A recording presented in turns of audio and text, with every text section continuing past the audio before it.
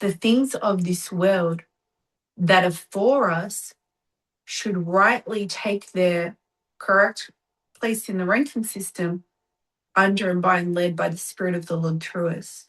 So when we let his Spirit lead and we become consumed by the fire of the Lord in our lives, we will find ourselves then taking the physical, practical action. We will find that all of a sudden we're like, oh, you know what? I'm going to start a new thing on this new platform that I never used before.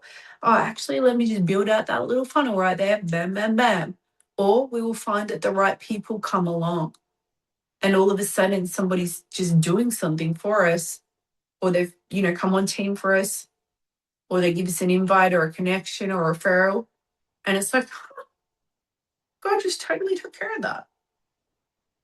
And as we continue to look to him and trust in his leading, he'll provide the provision that is needed. For example, if right now you're like, I'm nowhere near the bit where I'm going to be paying anyone to do anything to help me, how do you know? Is that true? Maybe it is, and that's okay. I've worn all hats in my business many times over the years. I built my business to a 7-figure business with one VA at the time. Well, when I hit 7 figures, I had 2 VAs, excuse me. But I was doing about 35K a month with one very part-time VA. And even prior to that, it was no VAs. Many times I've done all the things, worn all the hats. Sometimes that's the flow and that's the vibe. There's no really got to have team, let alone big team. Yeah. But just watch out for where you're making an assumption about a dream that God has already provided the resources for supernaturally beyond your wildest imagination.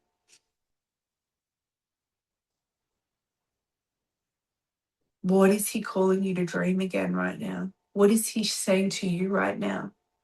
Can you get your pen? And I want you to just sit with God. What is he speaking into your life right now? Jot a few things down.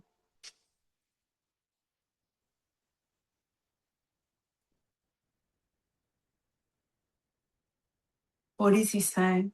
Where is he saying he'll cause the unfolding? Where is he saying, just give me your yes?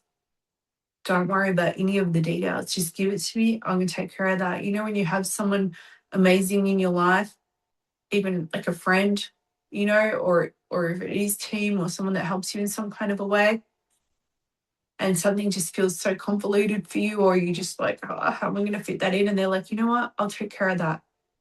And you know that that person will do it. And so you literally just completely release it straight away. It's no longer a worry or concern for you. And then that person takes care of it because that's who they are. They say, I'll do that for you. It can be small things. Like last night, I'm running around doing so many things up until nearly 1 a.m. in trip preparation. And at some point, well before 1 a.m., I'm running around doing things. My son comes up. He's like, I'll go and find Motley. Motley's the cat. He was out in the back garden and it was like 10 p.m. So I don't really like him being out there in the dark. And I'd left the door open and it was just like another thing. Gotta go and find him because he's very good at statue hiding behind the hedges and that sort of thing. I'm like, great, thank you so much. Deleted from, the many things that were in my mind. Simple, small. But there's also the big things. My friend who I'm going to meet up with and travel with, just everything to do with the portion of the trip where we're with her. She's like, I'll do all the research. I'll find, like a short list of Airbnbs.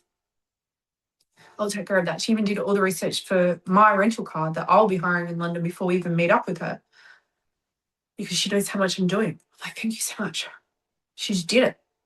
Didn't even, just did it and then gave me the information. Let me know if I can help with anything else. God is calling you to give a lot over to him, a lot more than what you realize. He is not like, gee, she's a bit whatever. God doesn't think you're lazy if you don't do every different thing that he never called you to do. God is not asking you to prove yourself that you've got what it takes and that you can tough it out and that you can strive, because that's a spirit of unbelief, which is sin, which is disobedience. Jesus said it is finished. He didn't say it is finished except for insert your name has to do all the things in order to prove their own worth or ability or that they're willing to do it. That's not what he said. It is finished. We're meant to operate from the rest of the Lord.